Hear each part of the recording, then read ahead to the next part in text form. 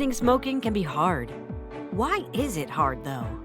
It's hard because quitting smoking is like fighting a four-headed monster. In order to defeat the monster, you have to take on each one of its heads. These heads represent the four main things that make it hard to quit. The monster's first head is the body's dependence on nicotine. Why does your body crave nicotine? When you start smoking, the nicotine you get from cigarettes causes chemical changes in your brain. Over time, this creates a new nicotine normal state. Your brain now expects you to give it nicotine.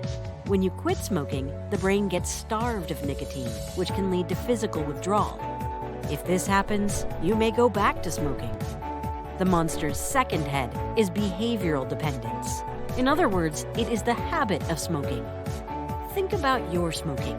Is it an important part of your daily routine? Many smokers say they smoke first thing in the morning, right after a meal, or when they're bored or stressed. Does that sound like you?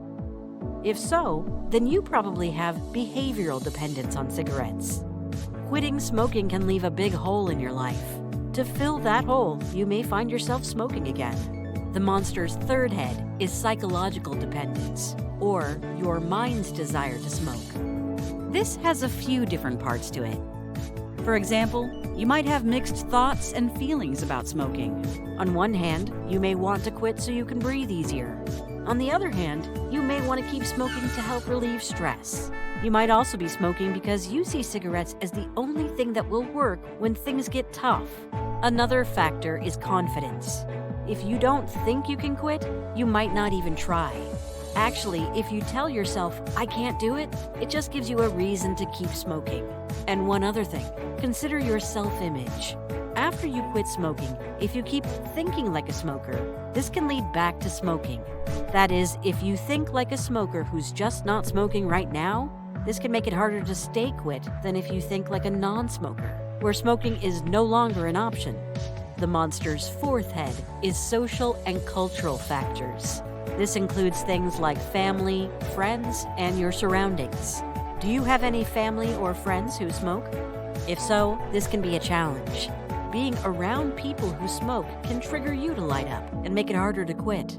Your surroundings can also affect your smoking. For example, if there are smoke shops on every corner in your neighborhood, just passing by them each day can trigger you to want to smoke. Also, in some cultures, it's customary or even expected to smoke at gatherings or special events. This can make it even harder to avoid smoking.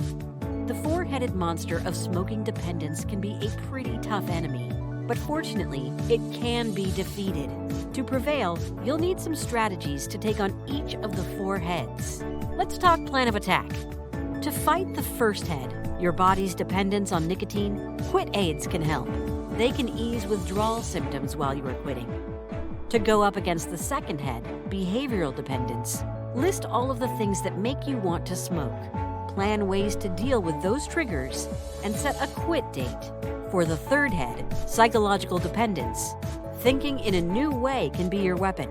Rather than say, "I can't quit," or "I need a cigarette," say things like, "I know I can do this. I can find other things to do instead of smoking." And, "I am a non-smoker. Smoking is not an option, period." To overcome the final head, social and cultural factors, it will be important to talk with family and friends, and maybe others in your community. Let them know you are quitting and ask for their support and understanding. To help with your plan, you can watch our videos on quit aids, planning, and self-image. You can do it. With motivation, confidence, and a solid plan, you can defeat the four-headed monster of smoking dependence and quit smoking for good. Fight on!